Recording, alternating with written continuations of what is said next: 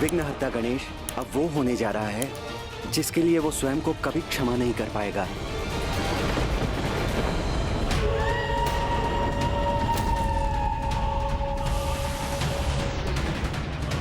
ये भस्म के कण एकत्र होकर मुझे इस गुफा की दिशा में क्यों खींचने का प्रयास कर रहे हैं? और ये तो वही गुफा है जिससे भोर में भी ध्वनि उत्पन्न हुई थी।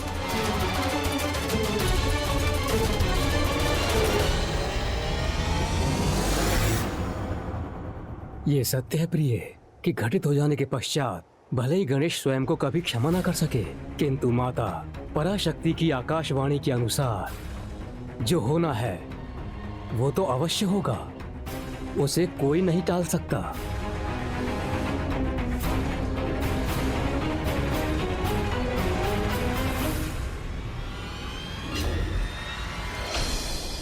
यहाँ तो कोई भी नहीं।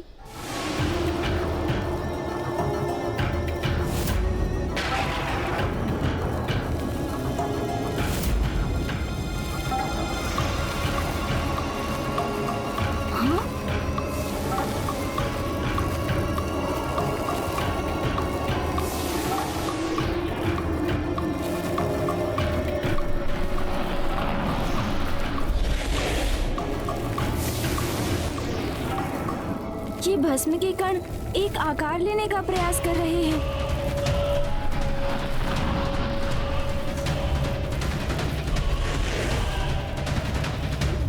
क्या है ये और मुझे यहाँ क्यों बुलाया है इसने?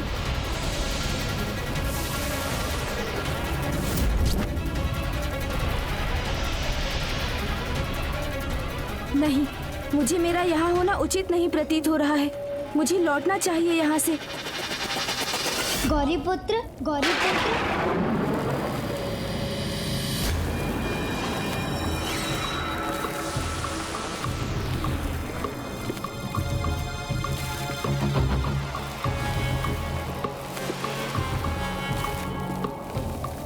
अनेक वर्षों से जो यहाँ आपकी प्रतीक्षा कर रहा है वो हूँ मैं। आपके समान मैं भी अकेला हूँ, जिसके पास ना कोई आता है न जिससे कोई कुछ कहता सुनता है। क्यों, मैं सत्य ही कह रहा हूँ ना मित्र। अकेलेपन का आभास तो अवश्य हो रहा है मुझे, किंतु मुझसे ये कहने का इसका क्या प्रयोजन है? गौरीपुत्र, मेरे कण आपके चारों ओर थे, इसलिए मुझे ज्ञात है कि आपको तो सभी ने अकेला छोड़ दिया है। पिता ध्यान में लीन हो गए। अब मेरे ध्यान समाधि का समय हो गया है। मैं प्रस्थान करता हूँ। माँ अन्य के साथ व्यस्त हो गई और आपके भ्राता और आपके नाना जी ने भी आपके जिज्ञासा पर ध्यान नहीं दिया। आपकी चिंता आपके विचारों को सुनने से अस्वीकार कर दिया। शेष ही मूषक जी, वो तो भोजन और निद्रा में व्यस्त रहते हैं। जानता हूँ, सब जानता हूँ मैं। कितना दुख हुआ आपको जब इतने प्रयासों के बाद भी किसी ने आपकी एक ना सुनी।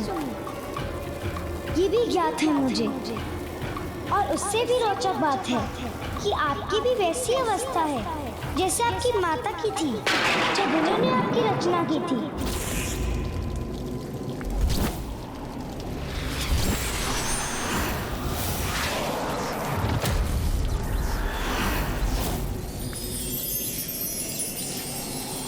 क्योंकि तब उन्होंने भी बहुत अकेलेपन का आभास हो रहा था।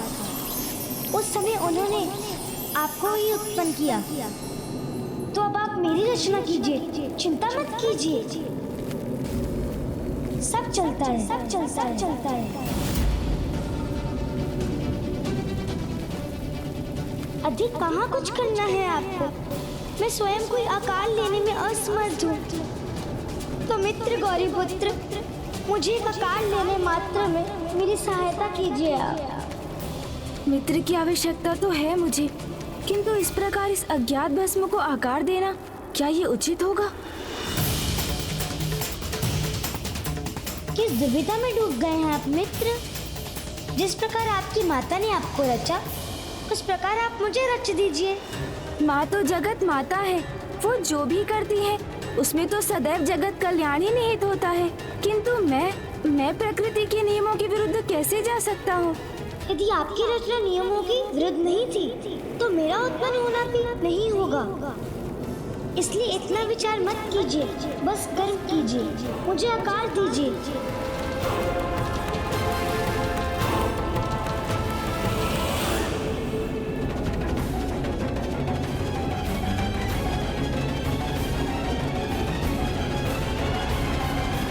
स्वामी, ये तो जन्म लेने के पूर्व ही अपने कपट का परिचय दे रहा है।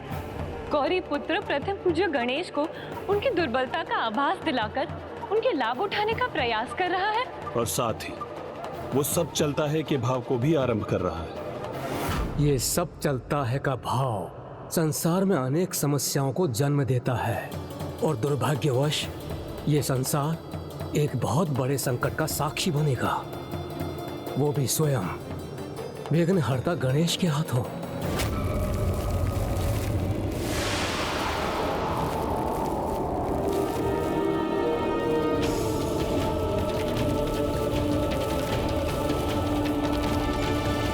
मेरी सहायता कीजिए प्रथम पूज्य गणेश जी।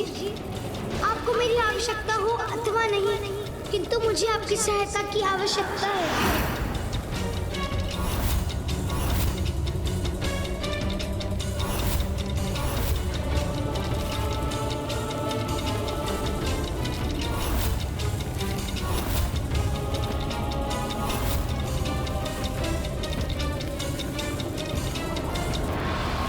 हमने गणेश जी के मन में प्रश्न जागृत कर उन्हें इतना विचलित तो कर ही दिया था कि वो यहाँ से बिना सहायता किए लौटने में असमर्थ होंगे।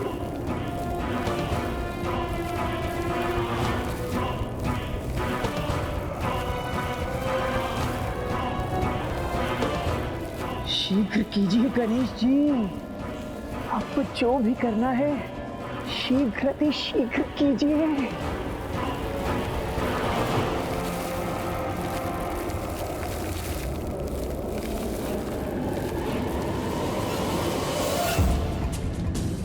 नहीं गणेश, ऐसा कदापि मत करना। स्वयं अपने द्वारा ऐसा भयंकर अनर्थ मत होने दीजिए प्रथम पूज्य गणेश जी।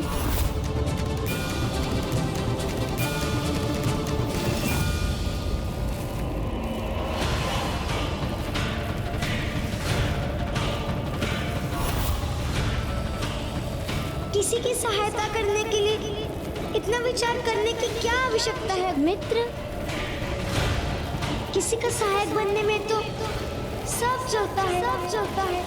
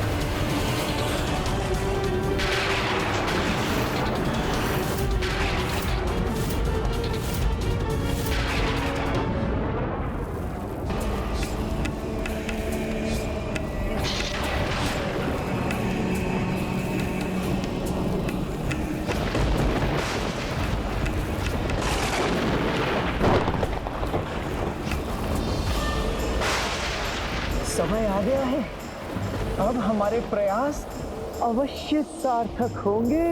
गणेश को हमने इतना अधीर कर दिया है कि उसके फल स्वरूप हमें हमारे महानायक का सानिध्य प्राप्त होने जा रहा है।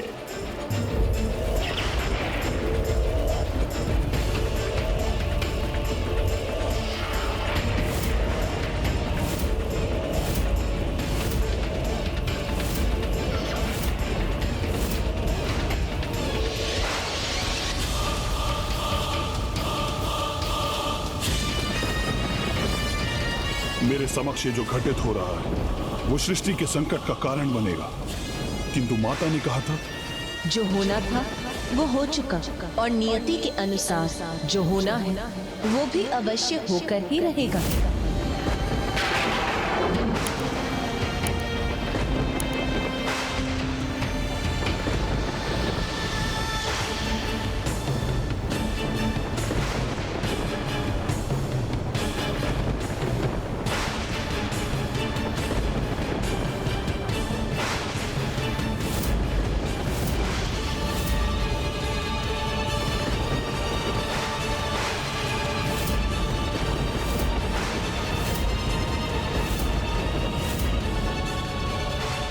अभी तक मेरा कोई मित्र नहीं था, अब से ये मेरा मित्र होगा।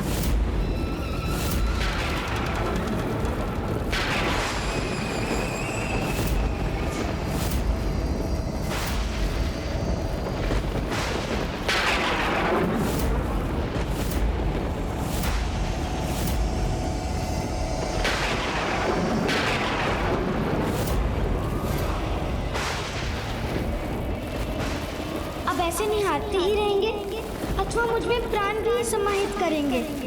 आप मात्र मेरे मित्र नहीं, मेरे रचयिता हैं, मेरे जन्मदाता हैं।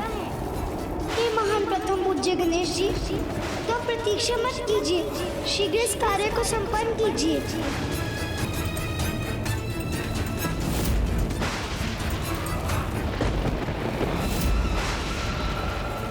अब आप रुक क्यों रहे हैं मित्र? शीघ्र मुझ पे प्राण डालिए। तो मात्र प्राण ही देना शेष है। शीघ्र कीजिए ना गणेश जी। हाँ हाँ शीघ्र कीजिए। और विलंब उचित नहीं है, शीघ्र कीजिए। नहीं गणेश, ऐसा कदापि मत करना। ये अनर्थ मत कीजिए पार्वती नंदन। क्या ये उचित होगा? संकोच का स्थान नहीं है। आप अपनी रचना को शीघ्र प्राण दीजिए गणेश जी, और फिर आपको एक मित्र भी प्राप्त होगा। ऐसा मित्र जो सदा आपके साथ रहेगा, सदा आपकी प्रत्येक बात सुनेगा। अन्य सभी के समान मैं कभी अनसुना नहीं करूंगा। तो मुझे प्राण दीजिए गणेश जी, अब इतना भी मत सोचिए। सब चलता है, चलता है, चलता है। जो अपनी रचना होने के पूर्व ही अपना कार्य संपन्न करने की धूर्ता भरी युक्तियां जानता हो, वो भविष्य में और क्या क्या नहीं करेगा।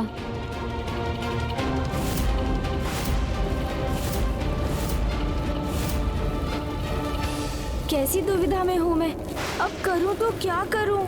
ऐसी अधूरी सहायता का क्या लाभ मित्र? मेरे जन्मदाता, मुझे आकार दिया, शरीर तो प्रदान कर दिया आपने, किंतु प्राणों के बिना क्या लाभ है शरीर का? उचित ही तो कह रहा है ये, आकार प्रदान किया और प्राण नहीं, तो फिर तो कुछ कहाँ प्रदान किया मैंने। इतना विचार मत करो मित्र।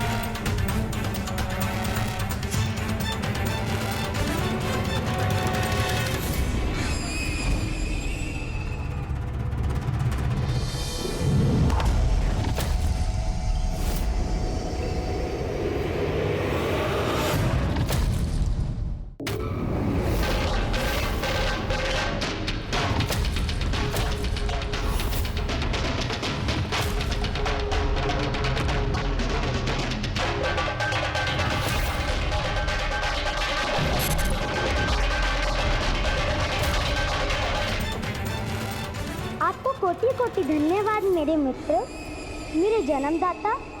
आपने मुझे शरीर दिया, प्राण दिए, तो अब एक नाम भी दे ही दीजिए। नाम? काम, क्रोध, मोह, मद और मात्सर्य जैसे विकारों को जो अपना गुण मानेगा, जो शास्त्रों से विपरीत चलेगा, जो धर्म के भी विरुद्ध होगा और जो सत्कर्मों से जिसे घृणा होगी, जो क्रूरता से आनंदित होगा, जिसके लिए अन्य जीवों को प्रताड़ित करना सब चलता है ही होगा, जो ऐसे पाप, कुकर्म और अत्याचार करेगा, जो सृष्टि की कल्पना से भी परे है, जो महाअधर्मी असुर, धर्म और सदाचार का अभिशाप बनेगा। भंड, भंड।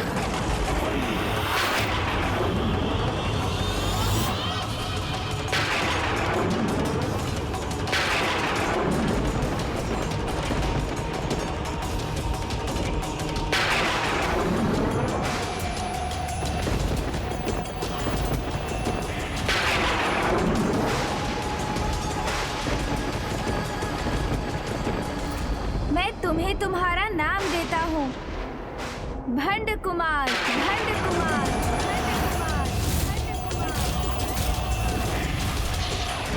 हमारे महानायक भंड कुमार।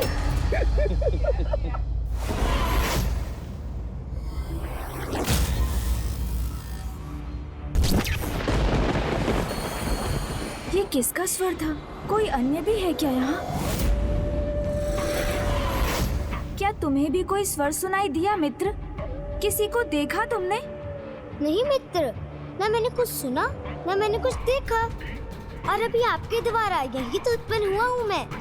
संसार के भिन्न स्वर और दृश्य मैं तभी पहचान सकूंगा जब उन्हें देखने और सुनने में आप मेरी सहायता करेंगे। नहीं, तुम्हारे शरीर की रचना कर तुम्हें प्राण भी दिए हैं मैंने, तो अब अन्य जीवों के समान स्वयं संसार को देख समझकर अपने अनुभवों के आधार पर अपने व्यक्तित्व का निर्माण करना होगा। गणेश जी की सहायता के बिना तो मैं एक सामान्य जीव बन के ही रह जाऊंगा। उनके सम्मान मुझे शक्तियाँ कैसे प्राप्त हो पाएंगी? नहीं मित्र, कुछ समय तो आपको मेरे साथ चलना ही होगा।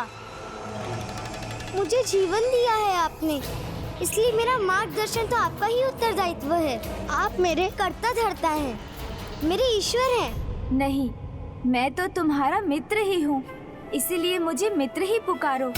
एक मित्र का साथ पाने के लिए ही तो मैंने तुम्हारा सृजन किया, क्योंकि किसी के पास भी मुझसे बात कर मेरी जिज्ञासा शांत करने का समय ही नहीं था। मैं तो आपकी प्रत्येक बात सुनना चाहता हूँ, किंतु ज्ञात नहीं आप ही मेरा साथ क्यों ठुकरा रहे हैं। मित्र भी कहते हैं मुझे और मेरे साथ भी चलना नहीं चाहते हैं। चलिए ना, अपने सबोध मित्र के साथ चलकर मुझे संसार से इतना तो परिचय करा दीजिए, जिससे मुझ में जीवन जीने का विश्वास जागृत हो सके।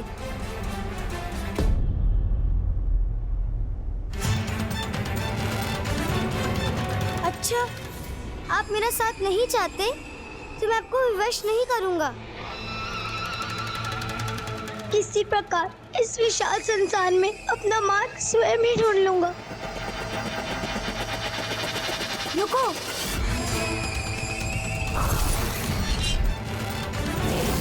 मित्र, निराश मत हो मित्र। मैं कुछ समय तुम्हारे साथ अवश्य चलूंगा, किंतु मात्र एक प्रहर, अर्थात आज सूर्यास्त तक। उसके उपरांत मुझे नाना जी के निवास लौटना होगा। उचित है मित्र, चले? अवश्य।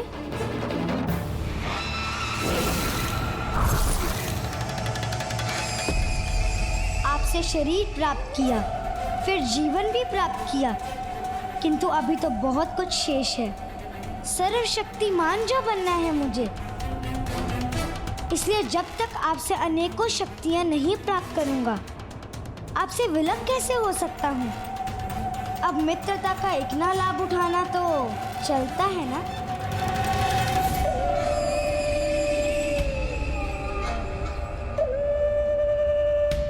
मैंने इसे अपने साथ ले जाना स्वीकार तो कर लिया है, फिर भी मेरे मन में ये कैसा संशय है इसके प्रति।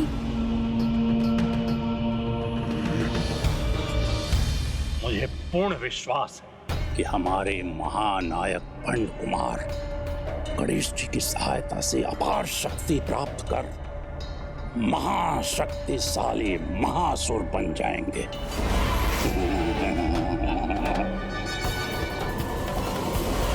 सब कुछ ज्ञात होने पर भी कैसा अबोध होने का ढोंग कर रहा है कुटिल भंड कुमार। उन्हें मित्र पुकार कर प्रथम पूज्य गणेश की मित्रता के सरल भाव को जागृत कर अपना क्या प्रयोजन सिद्ध करने का प्रयास कर रहा है ये। देवी, पथभ्रष्ट संतान अधिक समय तक अपने माता पिता का अनुचित लाभ नहीं उठा सकती, क्योंकि एक समय ऐसा आता है जब स्वयं एक पिता भी अपनी भटकी हुई संतान की सहायता करने से अस्वीकार कर देता है, ताकि वो संतान भी अपने जीवन के कठिन अनुभवों से सीख प्राप्त कर उचित मार्ग पर लौट सके। गणेश अपनी रचना के प्रति माता पिता का ही दायित्व निभा रहा है, किंतु ये भंड कुमार गणेश जी का अनुचित लाभ तभी तक उठा सकेगा जब तक गणेश उसकी वास्तविकता समझकर उसकी सहायता करने से अस्वीकार नहीं कर देता। और स्वयं भगवान द्वारा ऐसा करने का एकमात्र परिणाम हो सकता है एक बहुत बड़ी सीख का सामना करना। और उचित तो यही होगा कि गणेश की सीख से भंड कुमार अपनी मूल प्रवृत्ति में परिवर्तन ले आए। मित्र, संसार में सर्वप्रथम हमारा परिचय देवी प्रकृति से ही होता है, जो एक माता के समान हमें अपने आंचल में आश्रय देती हैं और हमें जल, वायु, पुष्प, फल और जीवन जीने हेतु सब कुछ प्रदान कर हमारा लालन पालन करती हैं। मित्र, और इतना सब कुछ करने पर भी हमसे कभी कुछ नहीं मांगती।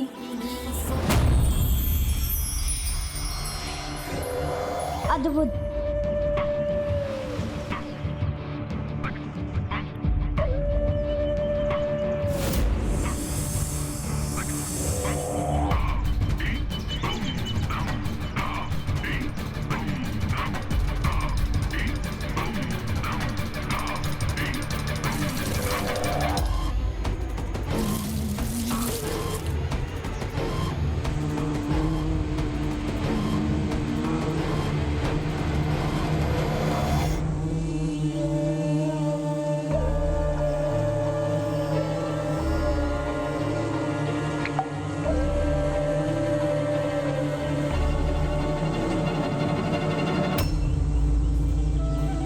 देखा तुमने, तुम्हारे मुख में स्वतः प्रवेश करने वाली इस मधु की बूंद ने भी प्रमाणित कर दिया कि देवी प्रकृति बिना मांगे ही हमें सब कुछ प्रदान कर देती हैं।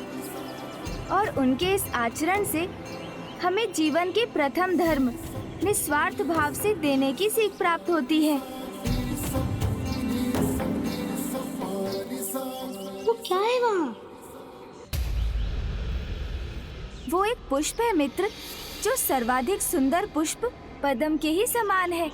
बहुत ही आकर्षक है ये। सावधान मित्र, उस पुष्प के साथ कांटे भी है।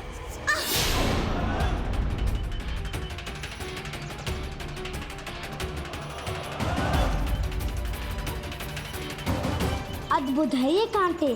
आकार में छोटे होने पर भी किसी को इतना बड़ा कष्ट देने में सक्षम है ये कांटे।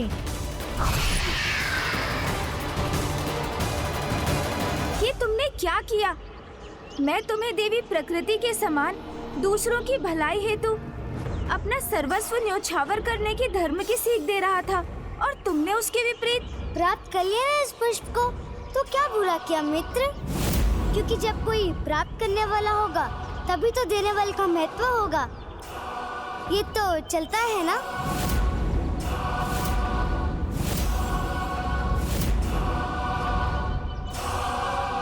कितने अबोध हो तुम। जिसे तुम प्राप्त करना समझ रहे हो वो छीनना है, जो सर्वथा अनुचित है, क्योंकि जो स्वेच्छा से दिया जाए उसे प्राप्त करने का अधिकार तो है हमें, छीनने का नहीं। एक पुष्प स्वेच्छा से अपनी सुगंध और सौंदर्य हमारे साथ बांटता है, जिनका आनंद हम अवश्य ले सकते हैं, किंतु उस पुष्प को पौधे से विलग करने का कोई अधिकार नहीं है हमें।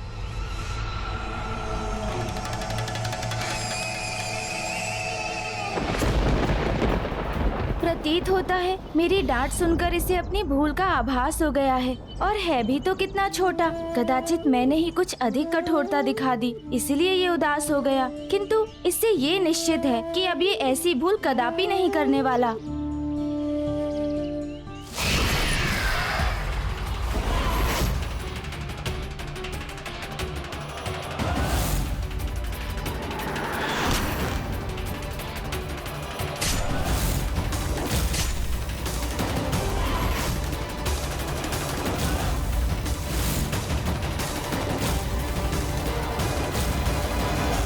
अब ये क्या किया तुमने?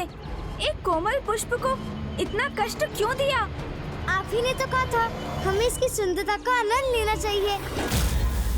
तो देखिए मैंने इसको कितना और सुंदर बना दिया।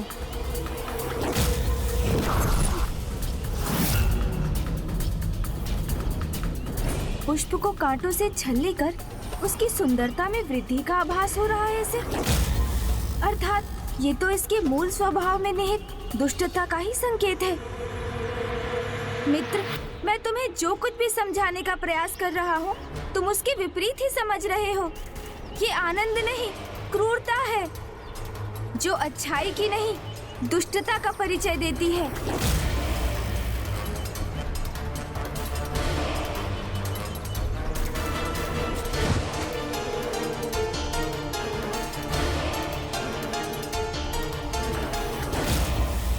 मुझे इतने तीव्र सर में उलाना क्यों दे रहे हैं मित्र, जिससे आप पाठ पीड़ा हो रही है मुझे। अब आप ही बताइए इसमें क्या दोष है मेरा? मेरा सृजन तो अभी अभी हुआ है ना, तो अच्छाई और बुराई का भेद ज्ञात करने का समय कहाँ मिला मुझे? अब आप जो भी सिखाएंगे मैं वही सीखूंगा। अब एक नवजात बालक से इतनी भूल तो चलती है ना।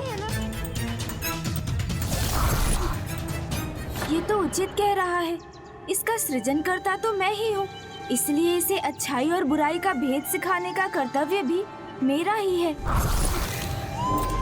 मुझे इसके जीवन में सुपथ पर चलने का मार्गदर्शन करना होगा, अन्यथा अभी इसके स्वभाव की जो झलक मुझे दिखाई दी है, ये तो उसे ही अपना व्यवहार बना लेगा। इसलिए मुझे इसे अच्छाई का ज्ञान देना अत्यंत आवश्यक है।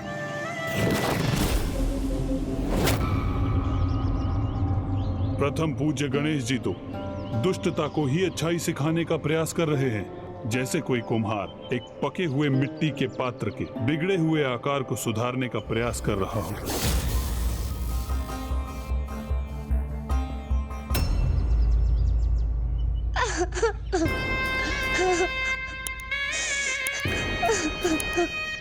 तुम चिंता मत करो मित्र, मैं तुम्हें अच्छाई और बुराई का भेद अवश्य सिखाऊंगा।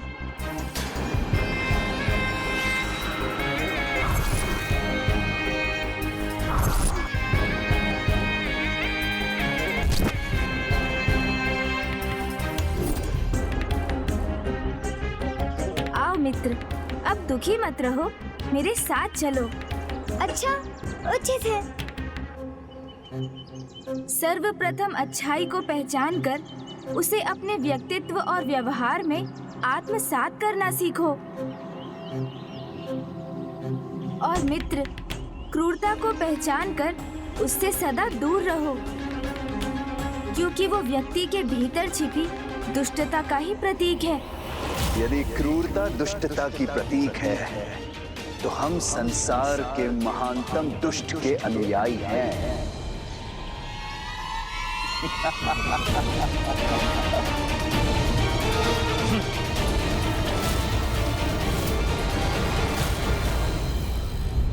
ये अचानक कहाँ अदृश्य हो गए ये दोनों?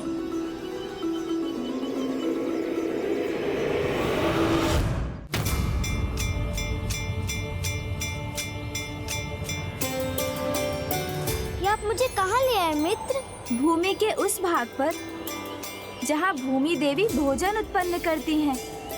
यहाँ से ही तुम्हारी अच्छाई की शिक्षा आरंभ होगी। यहाँ से? यहाँ कौन सीख देगा मुझे?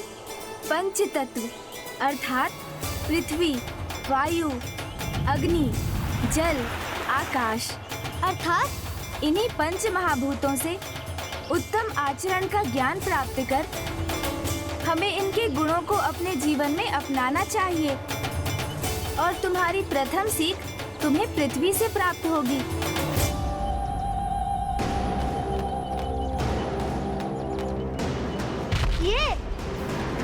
ये पृथ्वी, ये लाचार पृथ्वी वाला मुझे क्या सिखा सकती है?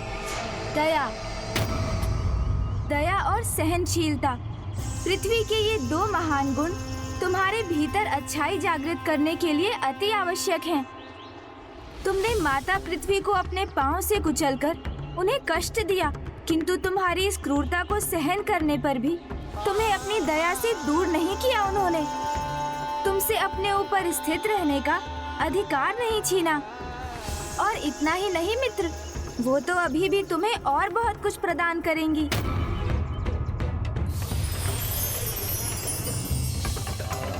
ये देखो मित्र, फसल अर्थात भोजन। माता पृथ्वी सदैव अपने धर्म का पालन करती हैं। हम उन्हें जो घाव देते हैं वो उन्हें स्वयं ही भर लेती हैं और अपने कष्ट की चिंता किए बिना निरंतर हमें भोजन प्रदान करती हैं, जो दया और सहनशीलता का उच्चतम उदाहरण है।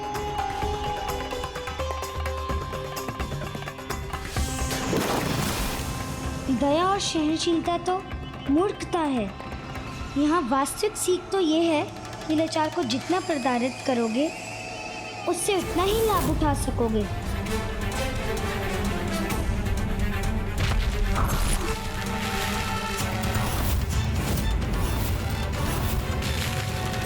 आओ मित्र, अब तुम्हारी अगली सीख के लिए हमें आगे जाना है। चले मित्र।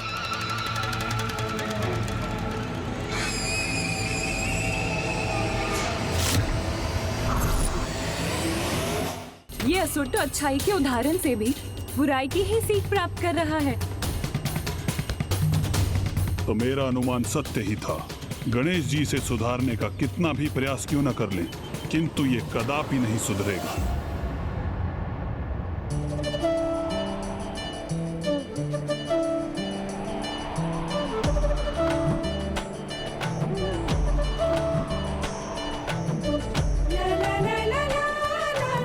इस वायु प्रवाह का आभास करो मित्र। अपनी दूसरी सीख मुक्त पवन से प्राप्त करो मित्र, जिसका मुक्त प्रवाह सर्वत्र व्याप्त रहता है, जो किसी भी जीव जंतु, पौधे आदि में कोई भेदभाव नहीं करती। जीव छोटा हो अथवा बड़ा, समानता के भाव से सभी के जीवन को प्राणवायु प्रदान करती है। इसलिए पवन से हमें निष्पक्ष भाव से सभी की सहायता करने की सीख प्राप्त होती है।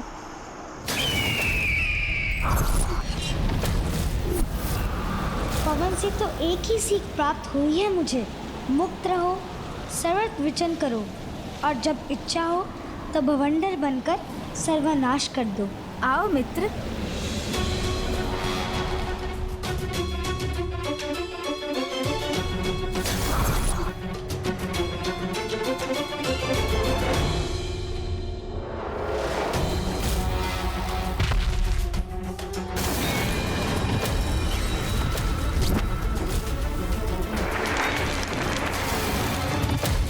चलो मित्र, अब आगे प्रस्थान करते हैं।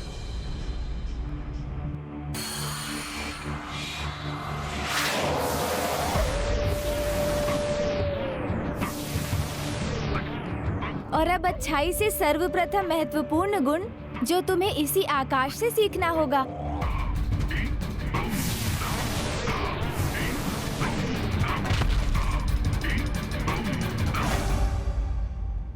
सर्वाधिक ऊंचाई पर स्थित आकाश की सीमा ही अनंत विस्तार तो हमारी आत्मा का भी प्रतीक है, क्योंकि आत्मा भी तो अनंत ही है। और जिस प्रकार आकाश में मेघों के छटने पर आकाश निर्मल हो जाता है, उसी प्रकार सांसारिक मोह बंधन रूपी मेघों के छटने पर आत्मा सर्वव्यापी परमात्मा से एकीकार हो सकती है। अर्थात आकाश से हमें ये सीख प्राप्त होती है कि ईश्वर की संपूर्ण रचना एक ही है। तुम ब्रह्मांड के भाग हो, तो समस्त ब्रह्मांड तुम में ही समाहित है।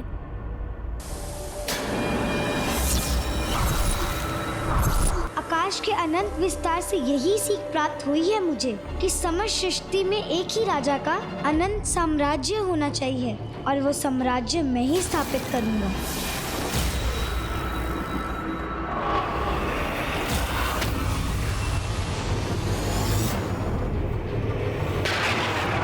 जो स्वयं प्रथम पूज्य गणेश द्वारा प्रदान किए गए ज्ञान को ग्रहण करने में अक्षम है, उससे भला क्या आशा की जा सकती है। इसीलिए इस बालक भंड कुमार के आचरण में किसी सुधार की कोई संभावना नहीं है। गणेश तो उसे सभी उत्तम गुणों की सीख दे रहे हैं और वो उनके अर्थों का अनर्थ कर उनके उत्तम सीखों से बुरा ही आत्मसात कर रहा है। माता पराशक्ति ने सर्वथा उचित कहा था, नियति को कोई परिवर्तित नहीं कर सकता। न तो ये भंड कुमार स्वयं में कोई परिवर्तन लाएगा और न ही सृष्टि का वो संकट टलेगा जो ये अधर्मी उत्पन्न करने जा रहा है। अब तो यही उचित होगा कि गणेश जी इसकी वास्तविकता को पहचान कर उसके अनुरूप व्यवहार करें। ये मुझे किस प्रकार के अनिष्ट का आभास हो रहा है?